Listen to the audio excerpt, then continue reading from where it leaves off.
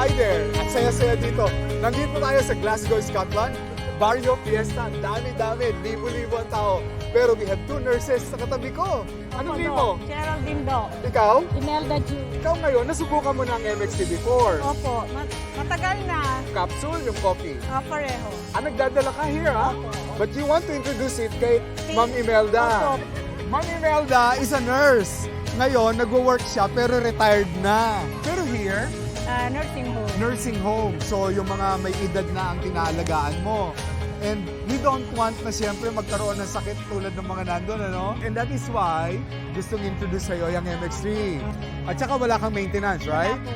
So, yan ang maganda sa'yo, yung ating MX3 capsule, 500 mg. Alam mo, you can take it as your vitamin. Di ba nagba-vitamin ka? Yes. Ang kagandahan ng MX3 capsule natin, natural. Okay. At saka, Filipino. Oh, Tama, di ba? Filipino nga. Support the Support. Filipino. Yes. Thank you! Thank you, Thank you, MX3!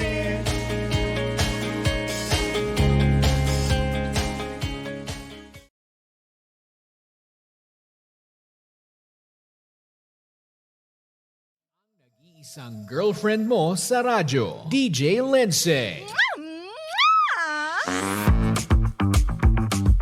Ang pinakamakulit na girlfriend mo sa balat ng radyo. Isang magandang morning sa inyong lahat! Ako pa rin po nag-iisang girlfriend mo sa radio. My name is Lindsay. Makulit, pero may puso, handang makinig sa mga kwento mo. Alam mo, feeling ko kailangan mo na siyang iwan kasi it doesn't make sense. Ang kwento sa lihim ng liham. Mahal kong Lindsay. Hello sa inyong lahat. Ako nga po pala si Jaja ng Mandaluyong City. DJ Lindsay, masasabi ko na napakaswerte ko po sa asawa ko. Siya kasi yung lalaki na kumikilos ng natural lang sa gawaing bahay. Pag may mga birthdays o okasyon, laging siya yung nauunang mag-surprise sa amin. Hindi ako nahihirapan mag-aalaga sa mga anak namin kasi siya madalas yung nagpupuyat para mag-asikaso sa mga bata.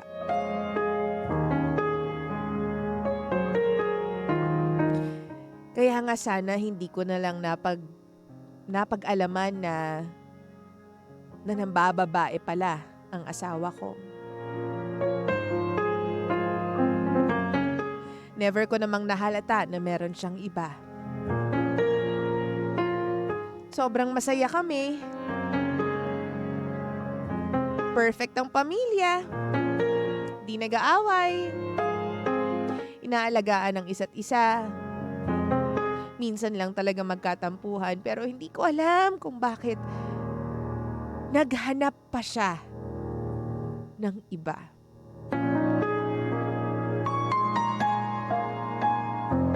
Masaya naman ang pamilya namin pero bakit meron pang iba?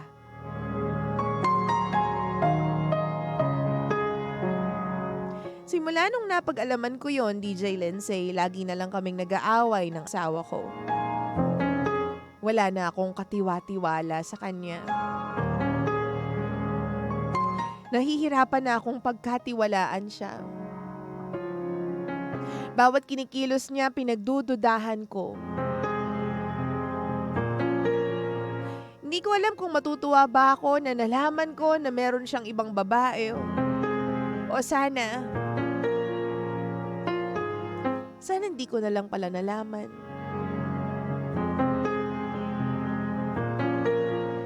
Napakahirap pong maibalik ng dati. Yung dating masayang pamilya namin. Kahit na consistent pa rin siya sa pag-aalaga at pagmamahal sa pamilya namin.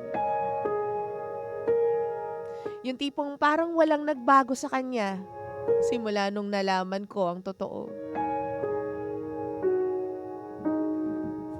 Nagbago lang talaga yung mood sa bahay namin, DJ Lindsay. Kung dati, puro saya, puro tawa. Ngayon, puro pagdududa na.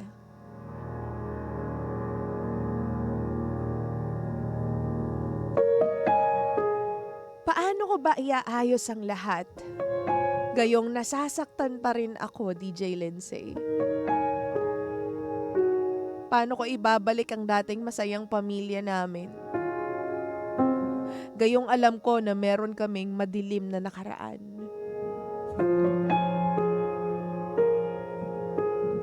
Dapat ko pa bang pagkatiwalaan ang asawa ko? Natatakot ako na baka masaktan na naman ako. Kasi baka lokohin niya ulit ako.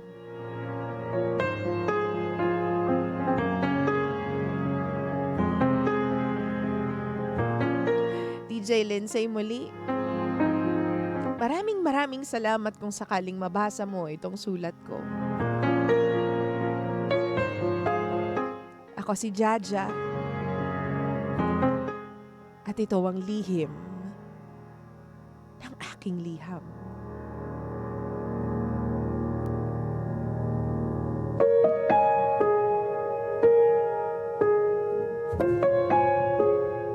Lihim ng liham.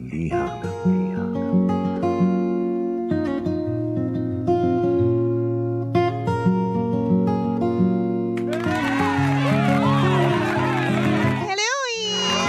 16 minutes makaraan po ang alas 9 ng umaga. 9:16 on the clock. Wow! Pa rin po yung nakikinig sa estasyon na same, pero iba! We are number 106.7 Energy FM. Hangga! Huwag mo sabihin radyo. Sabihin mo. Oy, sa totoo lang, haramdam ko yung sakit. Naramdam ko yung lungkot ng ating letter sender na si Jaja ngayon. Siguro iba talaga yung mood, no? Kapag biglang ang saya-saya ninyo, tapos malalaman mo na lang na meron palang ginagawang kabulastugan yung asawa mo on the side. Tapos wala kang clue kasi sobrang ganda ng pinapakita sa'yo, di ba? Tapos malalaman mo na lang na nanluloko pala siya. Meron pala siyang ibang... Napakasakit. Ano bang dapat niyang gawin? Natatakot siya dahil baka saktan na naman siya ng kanyang asawa. Baka mamaya, alam mo yon, masaktan na naman siya at magkaroon na naman ng iba yung kanyang asawa. Gusto niya daw maibalik yung dating saya ng kanilang pamilya, yung genuine na saya ng kanyang pamilya. So tulungan daw natin siya, mga mahal ko, pangga ko, baby ko. Once again, welcome po. Ito po ang programang Lihim ng liham. Makakasama niyo po ako all the way till 11 in the morning. Ako pa rin po nag-isang girlfriend mo sa radio. My name is Lindsay. Wow! Konti na lang yung pagkaano natin. Kabarado ng ilong natin. Sa Lunes wala na to. Uy, promise. So yabang nyo, akala nyo wala na to sa Lunes. Maayos na tayo. Ngayon medyo mainit lang yung pakiramdam natin. Charot lang, kayo naman. Oo, mainit lang yung hininga pero wala naman tayong lagnat. Oo. Ano bang gagawin natin? I-message mo na ako, facebook.com/Lindsay. Energy FM 1067. Hanapin niyo po yung live natin ngayon dyan. Tapos, i-click mo yan. Tapos doon ka mag-comment. Wow! Para masaya ang live natin. Once again, facebook.com/EnergyFM 1067. Click live and then send your comments there or post your comments there. Hello kay Rosemary Batica, kay Yoli Ruiz. Magandang umaga po sa inyo dyan. Eto, basa tayo ng comment dito. Sabi ni Ate Catherine, may lamat na kaya hindi na maibabalik pa ang dati, sender. Nakakapagpatawad ka pero never makakalimot. Gawin mo na lang ang best mo bilang asawa. At least gawin naman niya ulit at wala kang dapat pagsisihan kahit maghiwalay kayong dalawa. Kasi alam mo sa sarili mo na hindi ka nagulang. Unang-una, mahal ka talaga ng asawa mo, di niya yun gagawin. Mahirap talaga kapag naging kampante ka na hindi ka niya kayang saktan pa. Kaya dapat lagi kang magtitira para sa sarili mo, sender, kasi sarili mo lang ang magiging kakampi mo. Mahirap na proseso yan.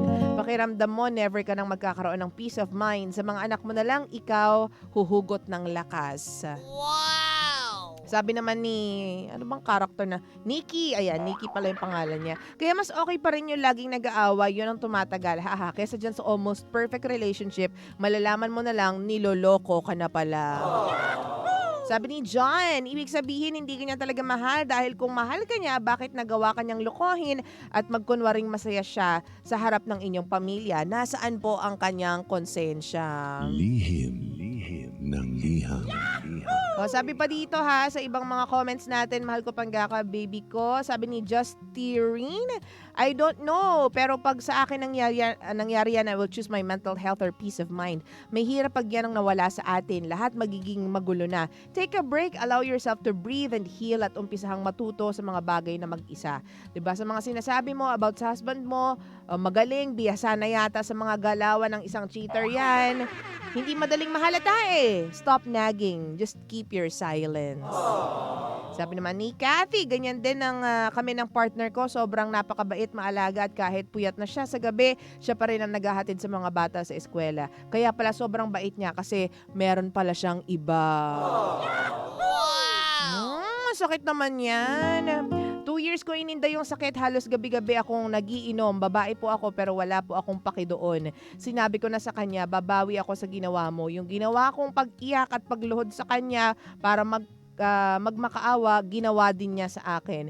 Pero hindi ko i-advise sa iyo yan. May karma din yan sa huli. Ngayon, 16 years na kami at happy naman po kami.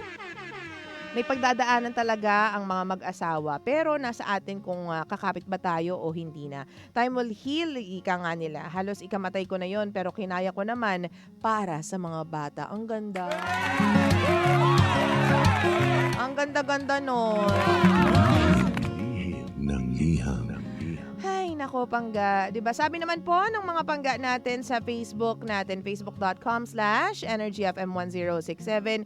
Tingnan po natin yung mga comments dyan. Sabi ni Arch, sad to say, but if you can't reconcile accepting his mistake with your lack of trust, then maybe it's time to let him go. Part ka din kasi ng equation na nagre-repair ng marriage nyo. You have to learn to move on from his infidelity, either by choosing to accept what happened or leaving him completely. Listening from Istanbul, Turkey. Nasa Istanbul ka naman ngayon, French. Yung totoo ba? Oo. O, mag-ingat kayo dyan. Sabi naman ni Morgan, good AM DJ Lindsay, hirap ng prob ni sender. Siguro talk to him and decide, make him choose kung yung beta, my, or kayong family. Hindi ko naiintindihan yung message mo, be! Ang hirap! Anyway, but be ready if yun ang piliin niya. But sometimes, as mainam na mawala kayong pakayo, 'di ba? Kung absence will bring back the flame. Pero kung hindi na, walk away na lang. Oh. Sabi naman ni Ablaza, ang active po kayo sa church para maging blessed ang family nyo at ang marriage ninyo. Ayun. Pero alam mo, mahal ko Panggaka, baby ko, kung ako yung tatanungin mo, mahirap, alam mo, there will be, no beautiful words or no perfect words para payuhan ka. Kasi iba yung pinagdadaanan mo ngayon. Napakasakit niyang ganyang phase sa life natin. Yung tipong binigay mo, tapos akala mo ang saya-saya ninyo. Diba? Almost #perfect family. Wow! Malalaman mo na lang na niloloko ka pala ng asawa mo. Diba? Napakasakit niyan. At hindi siya madaling daanan, no? May mga pagkakataon talaga na magagalit ka, sasabog ka, lalabas talaga yung pinaka malalang, attitude mo. Talaga naman. Pero at the end of the day, iisipin mo pa rin ano ba yung gusto mo? Gusto mo pa rin ba yung pamilya na kumpleto kayo? Kaya mo bang patawarin yung asawa mo? O are you better off alone? No? Nakasama yung mga anak mo.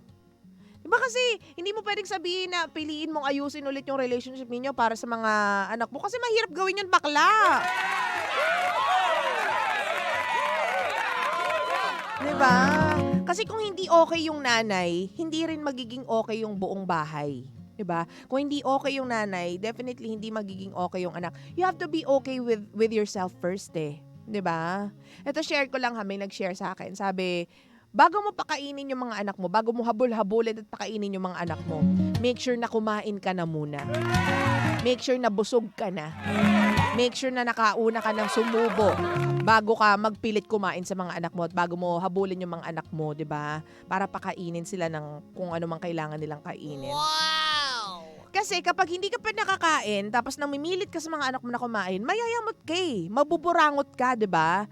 Maiinis ka hanggang sa makapagsabi ka na ng mga salitang hindi mo naman talaga minimean just because hungry ka at pagod ka, 'di ba? So, if I were you, sabi nila, kumain ka muna, magpahinga ka muna, kumain ka, then saka mo habulin yung mga anak mo para pakainin sila. So, I think, hindi pagkain talaga yung tinutumbok nitong nagsabi sa akin na to. Ang lesson talaga here is that you have to be okay with yourself first. Kumbaga kung ano yung mga issues mo, dapat isettle mo muna yan. Kung may issues ka with your husband, isettle nyo muna yun. Kasi ang magbe-benefit kung maging okay man yan, ay yung mga anak nyo na. 'Di ba? Sabi ni Darwin, once na niloko ka ng asawa mo at may pananakit na involved, sign na yon na hindi na maaaring ibalik pa ang dating masaya pang relasyon ninyo. Go back to your parents at sabihin mo sa kanila ang ginawa niya sa'yo. Sabi ni Omega, kung ako sa'yo ate, manglalaki ka din. Yun yung tipong walang katotohanan. Para malaman niya kung gaano kasakit ang niloloko. Ganyan kasi nangyari kapag mahal ko ang isang tao. Oh, siya naman ang nag-aabuso sa akin. Pero alam mo, hindi maitatama ng isang mali ang isa pang mali. You know? Wow! Yaan mo nang siya na lang yung nagkasala sa'yo. Para at the end of the day, masasabi mo na, hindi ako nagloko, ikaw ang nagloko, binigay ko ang lahat sa'yo. Maayos akong nagpaka-asawa, nagpaka-misis, nagpaka-nanay, pero yun pa rin ang ginawa mo. Pero for family's sake, ako naniniwala ako na kung kaya mo pa siyang patawarin, patawarin mo yung asawa mo. But again, sabi ko nga, you have to be okay with yourself first. You have to collect yourself first. No? Kasi hindi kayo magiging okay yung pagsasama ninyo kung ikaw mismo, at the back of your head, lagi mo naiisip na niloko ka niya, na nagdududa ka, na nasan kaya to ngayon, sino kayang kachat niya, sino kayang kausap niya. 'Di ba? So dapat magkaroon ka ng courage na kahit anong mangyari, kaya mo ang problema na to. Wow! Kasi you signed up for this. Mag-asawa kayong dalawa eh. So, ayusin ninyo hanggat kaya ninyong ayusin. Tama yung sinabi ng isang sender natin na there will be times na magiging rocky ang samahan ninyong dalawa na mag-asawa kasi wala naman talagang perfect marriage, 'di ba? Pero dapat obligasyon nating mga asawa na ayusin ang mga maliliit na bagay, ayusin ang mga gusot sa relasyon, umiwas sa tukso, 'di ba? Kasi minsan kaya na nahuhulog sa tukso yung mga ibang tao kasi pinagpapalit nila para sa short time na kaligayahan yung long term na pinagsamahan ng pamilya at ng asawa. Nahulog sila sa patibong. Obligasyon mo na piliin yung pamilya mo araw-araw, na mahalin yung asawa mo araw-araw. Wow! Maging ano ka, maging strong ka against mga demonyo. Nahanap ko yung pinakamagandang salita pero wala talagang magandang salita doon, be. Oo. Sabi naman dito, wag mong iparamdam ate kung ako sa iyo, sa lalaki nakawalan siya. Ipakita mong kaya mo pa rin kung ano ang kaya niya para ma-realize niya kung gaano kasakit ang niloloko. Sabi ni Jean, hanggang kaya ko magtitiis ako para sa pamilya ko. Oh. Sabi naman ni Ablaza, maligo palagi kasi at mag-toothbrush at stay pretty, stay chubby, sexy at magsuot ng tiger look tibak. Para Why? Bakit may patibak ka dyan? Nakakaloka ka. Hindi, tapos gawin yung sentro ng pagsasama ninyo, ng marriage ninyo ang Panginoon. Totoo yan. Gawin yung sentro ng pagsasama ninyo ang Lord. Lahat nakadepende sa Kanya. Lord, ikaw na po bahala sa amin. And then work on it, 'di ba? Work on your relationship with your husband. Taas mo na lang sa Kanya lahat. Tapos hanggat kaya mo magpatawad ka. Kapag pumangalawa pa, ay naku, sinasabi ko sa inyo. Konyatan mo na kapag pumangalawa pa. Wow! Charing-charing lang. Pero sana ang una dito ay sana malagpasan mo yan. Sana kayanin mo yan, Ate Jaja, no? Kung ano man yung pinagdadaanan mo ngayon, ipagdasal mo yan, kayanin mo sana yan. And again, piliin mong magpatawad. 9:29 ng umaga, mahal ko panggako, baby ko. This one is from Wendy Moten. Come in and out of the rain. Ikaw pa rin po yung nakikinig sa istasyong same, pero... We are number 1, 06.7 Energy FM. Tutok lang! You believe